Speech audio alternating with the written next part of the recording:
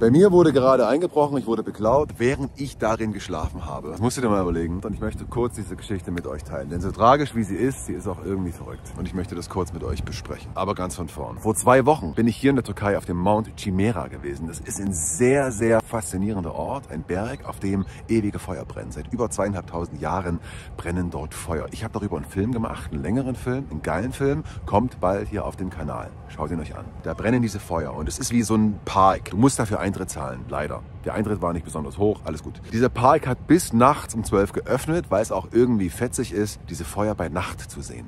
Logischerweise. Feuer bei Nacht, sieht toll aus. Da gibt es einen Parkplatz, da stellst du das Auto hin, dann läufst du da hoch auf den Berg, dauert ungefähr 20 Minuten. Es gibt ein Feuer ganz oben auf der Spitze des Berges und da war ich überall, tagsüber. Wollte aber auch die Feuer bei Nacht sehen. Das heißt, ich bin zurück zum Auto, es war nachmittags um 4, ich habe was gegessen. Dann bin ich um 7, es ist Winter, da ist um 7, ist schon dunkel, ne? So, bin ich um 7 nochmal hoch auf diesen Berg. Mit Sack und Pack, mit Kameraequipment und Drohne und allem drum und dran. Ja? So, ich bin da hoch, filme natürlich die Feuer mit meiner Kamera und lasse die Drohne kurz steigen, um die Feuer von oben zu sehen. Ne? Lass die Drohne steigen, lass die Drohne landen, pack die Drohne in die Tasche ein, laufe noch ein bisschen rum, filme die Feuer noch ein bisschen hier und da und dann, ich bin fertig und laufe zum Auto. Laufe zum Auto, steige ein, verpacke alles und fahr los. 2 Stunden später merke ich habe alles eingepackt, außer die Drohne. Die Drohne war in so einer separaten Tasche. Ich hatte meinen Rucksack und die Tasche und die Drohne bei so einem Feuer stehen lassen. Einfach 900 € einfach stehen lassen. Wie verpeilt kann man sein? Warte mal.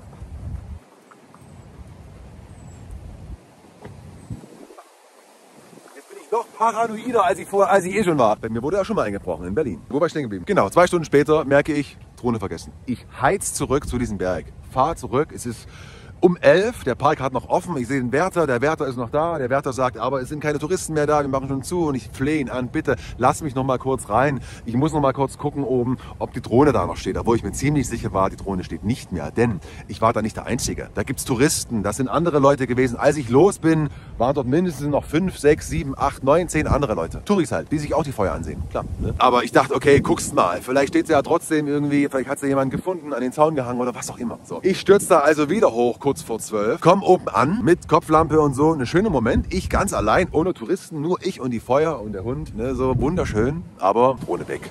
Tschüss, Drohne. Ich laufe zurück zum Auto, steige ins Auto ein, fahre los und setze meine Reise fort. Ne, was willst du machen? 3 Tage später, ich bin 3 Tagesreisen entfernt von diesem Berg, wo ich die Drohne stehen gelassen habe. Viele, viele Kilometer und 3 Tagesreisen. Bekomme ich eine E-Mail von DJI, also vom Hersteller der Drohne, und die schreiben mir, sehr geehrter Lars, wir haben gute Nachrichten, man hat eine Drohne gefunden.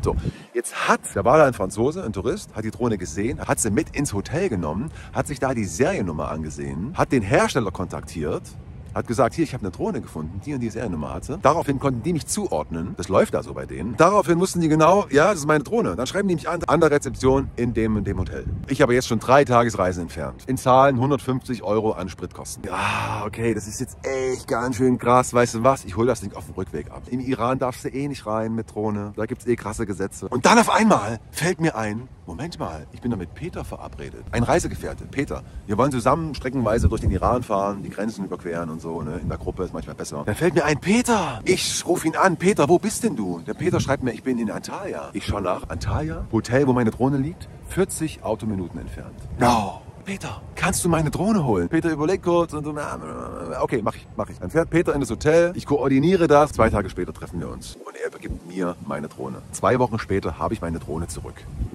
Was für eine glückliche Fügung, oder?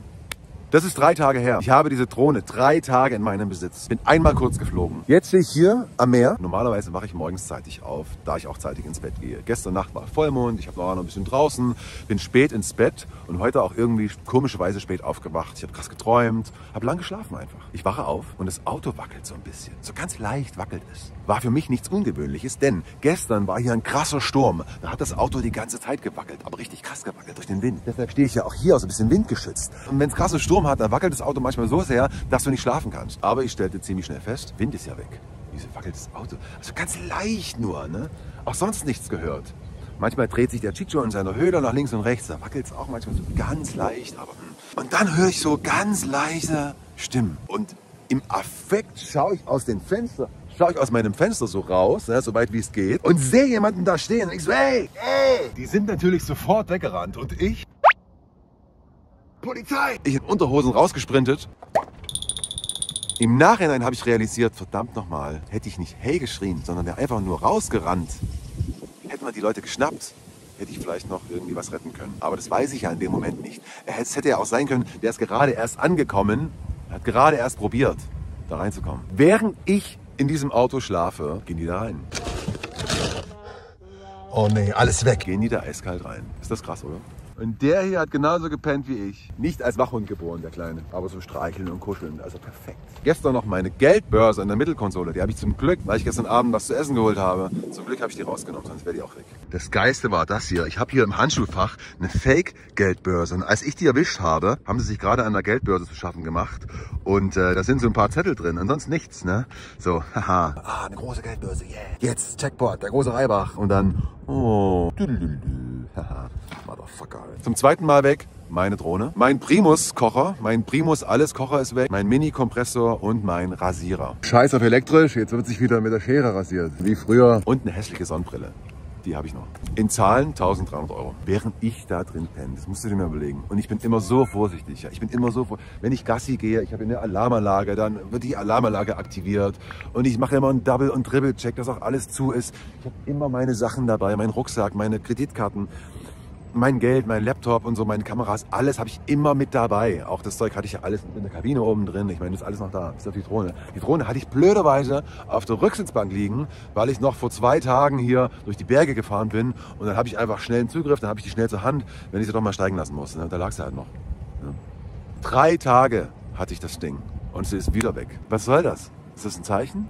Oder, hä? Ich verstehe es nicht. Ich meine, du denkst ja an nichts Schlechtes. Das nächste Dorf ist 5 Kilometer weg. Meine Trittstufe und so, alles reingeholt. Ich nehme immer alles mit rein, damit es nicht so aussieht, als würde hier jemand schlafen. In dem Fall sah es einfach so aus, als wäre niemand da. Hätte meine Trittstufe draußen gestanden und so ein bisschen Sachen und so ein bisschen Kram, hätten die vielleicht gesagt, da ist jemand. Dadurch, dass ich alles reinnehme, dachten die, da ist gerade spazieren oder so, ne?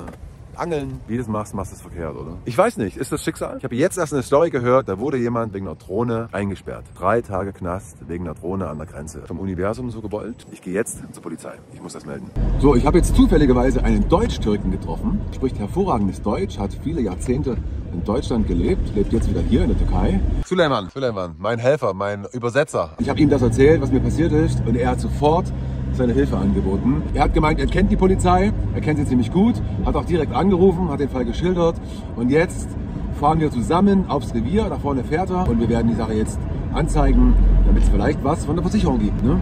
Ja, super hilfsbereit, super sympathisch, er hat überhaupt nicht gezögert, da jetzt mir so helfen, finde ich richtig klasse, finde ich richtig gut. Hier ist die Polizei? Ja, hier. Hier parken? Ja, hier parken. Ja. Nimm deinen Ausweis mit.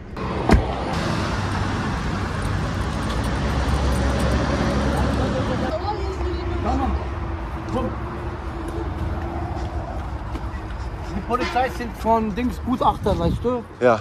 Die wollen ein Foto machen und die wollen gucken, weißt du? Jetzt hier vom Auto? Ja, ja. Ah. Ja, ja. Weil ich bin weich. Ja. Wenn du allein wärst, hätte ich das nicht ernst genommen, weißt du? Ja, ja, ja. Die kennen mich gut. Ich bin das.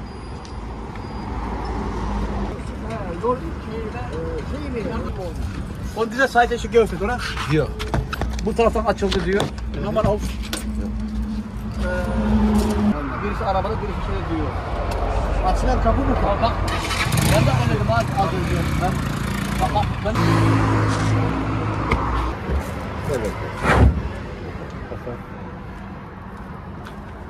Oh je, wenn ich das wüsste. Erstmal, mein Leben. Ja. Wie heißt du eigentlich? Lars. Lars. Du? Süleyman. Abla aramıştım. Gel direkt olur. Sen seviyorsan ich habe im Fenster eingeschlagen. Aber ohne Gewalt, ohne Gewalt. Ne? Ich denke, es war zu. Es ist immer zu. Aber vielleicht haben die irgendwie eine Fernbedienung.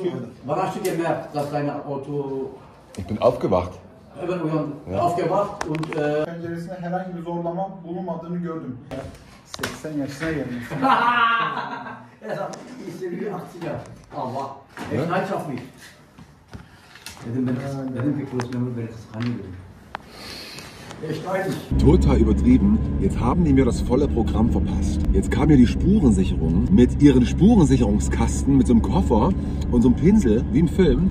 und haben da Fingerabdrücke genommen. Ich selbst musste Fingerabdrücke abgeben und mein Kumpel, der musste auch seine Fingerabdrücke abgeben, denn es ist ja mein Auto, außerdem waren wir ja an diesem Auto dran und damit die Fingerabdrücke unterscheiden können, müssen auch wir unsere Fingerabdrücke da lassen. Eine halbe Stunde lang Spuren gesichert an der Tür, ein Riesenprozedere. Und wisst ihr, weshalb die das alles gemacht haben jetzt? Das hat mir jetzt mein türkischer Freund erzählt, weil ich Deutscher bin. Für keinen anderen hätten die das gemacht, nur für mich, weil ich Deutscher bin und die lieben die Deutschen. Noch vor dem Polizeirevier kam einer mit Berliner Schnauze an und gesagt, hey, was machst du hier? Ich habe 30 Jahre in Berlin gewohnt. So, schaut mal, das ist der Polizeibericht, sieht aus wie selber geschrieben, ja? Alles in Türkisch, das heißt, die Versicherung muss sich das alles selbst übersetzen. Vielleicht haben die aber auch türkische Mitarbeiter und Mitarbeiterinnen. Mein Primus-Kocher ist geklaut worden, hat er aber statt Primus Brumis geschrieben. Das ist alles, was du kriegst, wenn du zur Polizei gehst. Da steht jetzt alles drin, wie es passiert ist. Auto aufgebrochen oder Auto eingebrochen, alles mitgenommen. Jetzt ab zur Versicherung und hoffentlich gibt es was zurück. Mir ist auch aufgefallen, es ist nicht mal ein Stempel drauf. Kein Stempel. Ob ich da weit komme in Deutschland? Die Deutschen lieben ja Stempel. Was mache ich jetzt? Lasse ich das jetzt mit der Drohne sein oder kaufe ich mir eine neue? Was würdet ihr machen? Was soll das? Kannst den Tischler auch nicht die Säge wegnehmen. Das geht nicht. Naja, schreibt mir mal. Passt auf euch auf, ja. Bleibt gesund.